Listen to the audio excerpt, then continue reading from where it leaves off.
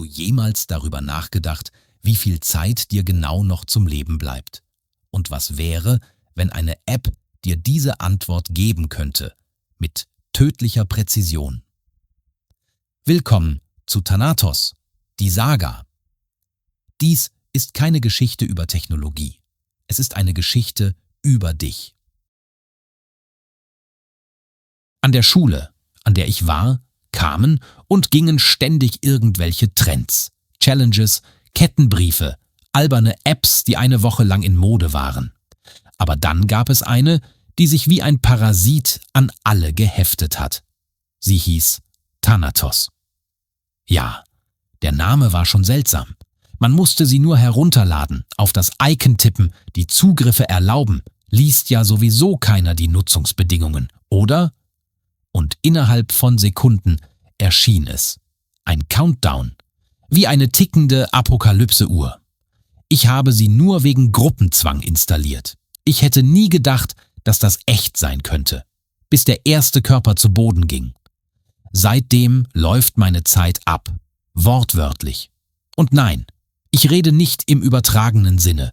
Wenn du jetzt neugierig bist oder die App vielleicht sogar schon selbst gesehen hast, bleib bis zum Ende dran. Es könnte dein einziger Weg sein, am Leben zu bleiben. Alles begann mit einem seltsamen Ding auf meinem Handy. Es war spät in der Nacht. Ich lag im Bett, das Licht war aus, der Bildschirm blendete meine müden Augen. Ich dachte, es wäre irgendeine Werbung oder ein automatisches Update. Aber das war es nicht. Die Benachrichtigung lautete einfach: Willst du wissen, wie viel Zeit dir noch bleibt? Die Nachricht kam von einer App, an die ich mich nicht erinnern konnte, je heruntergeladen zu haben. Das Icon war schlicht, fast zu elegant. Schwarzer Hintergrund, eine rote Sanduhr. Neugierig tippte ich darauf. Die Benutzeroberfläche war clean, kalt, fast schon klinisch. Ein einziger Button leuchtete in der Mitte des Displays. Meine Lebenszeit enthüllen. Ich sperrte mein Handy sofort und lachte. Wahrscheinlich so eine dieser dämlichen Wahrsage-Apps. Es war nicht das erste Mal, dass jemand versuchte, mit so einem Quatsch viral zu gehen. Aber als ich am nächsten Tag in die Schule kam, merkte ich schnell, ich war nicht der Einzige, der das gesehen hatte. Tatsächlich hatten es fast alle. Thanatos war Gesprächsthema Nummer 1 in allen Gruppen.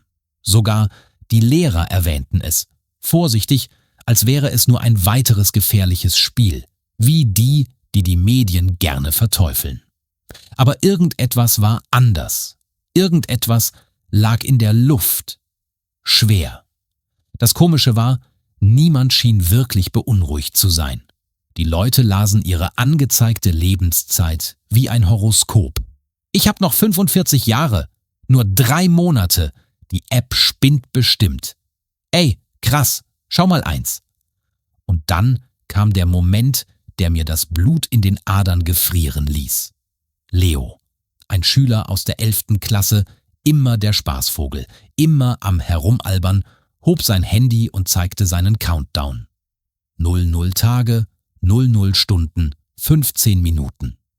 Alle lachten, dachten, er hätte das manipuliert. Leo lachte auch, genoss offenbar die Aufmerksamkeit, aber 15 Minuten später fiel er auf dem Sportplatz um. Kein Schrei, kein Drama. Er fiel einfach, total, Totenstille. Eine Lehrerin schrie.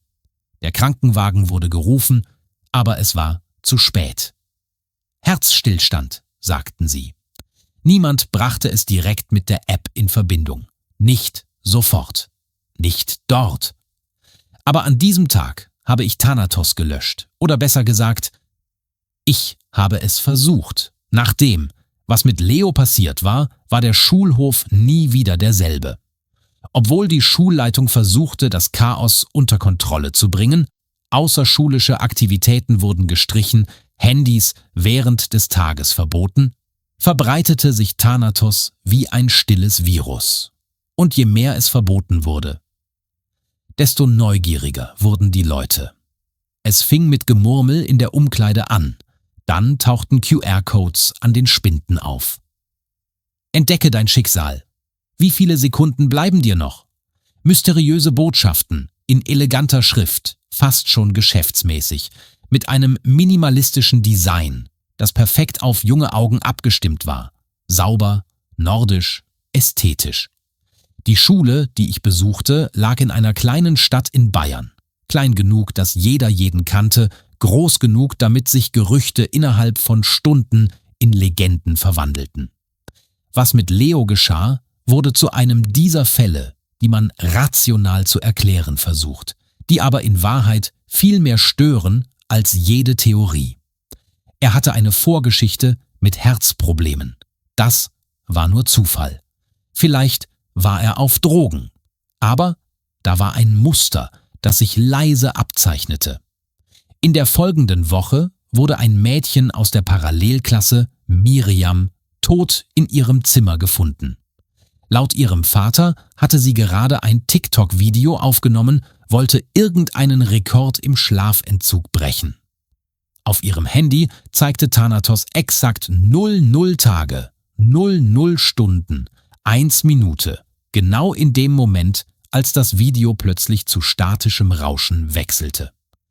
Die lokale Presse berichtete von unerklärlichen Vorfällen unter Jugendlichen. Niemand erwähnte die App. Keine Behörde erkannte einen Zusammenhang. Wenn die Zeit auf Null geht, stirbst du. Ich versuchte es zu vergessen. Wirklich. Ich schwöre. Ich ging öfter raus, hielt mich von sozialen Netzwerken fern, mied jede Erwähnung davon. Ich konzentrierte mich auf die Abschlussprüfungen, die bald anstanden, und fing sogar wieder an, allein mit dem Fahrrad durch den Wald in der Nähe unseres Hauses zu fahren.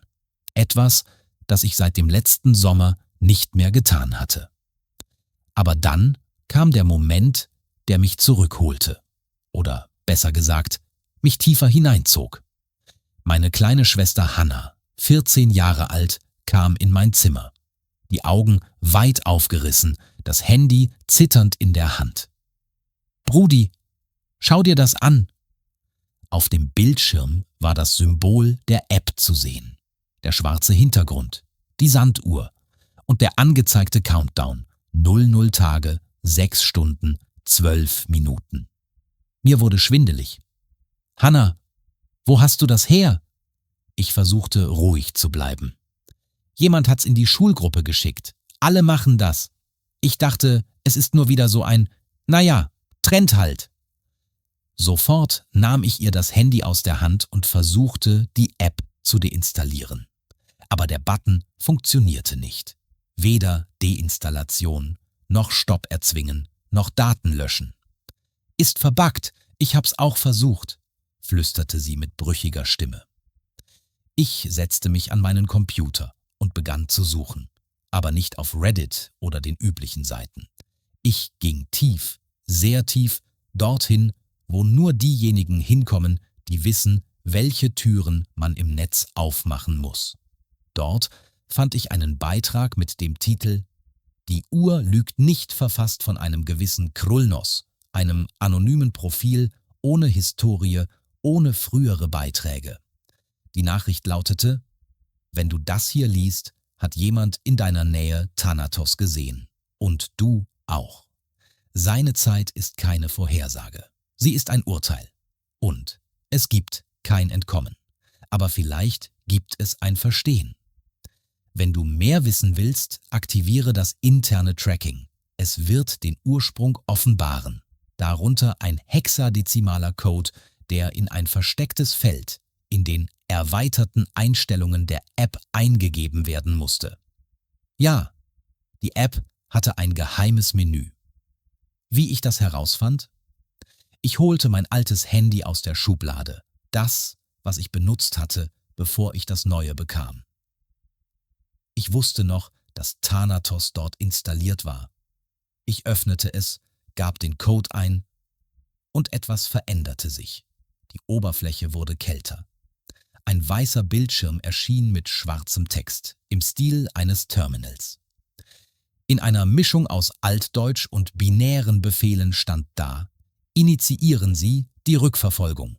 Ursprung: Standort gerichtet und dann erschien die Karte. Ein blinkender Punkt im Südwesten Deutschlands. Und ich wusste: dorthin muss ich. Du hast den Countdown überlebt. Aber das Spiel hat gerade erst begonnen. Abonniere den Kanal, aktiviere die Glocke. Denn in der nächsten Folge wird der Ursprung enthüllt.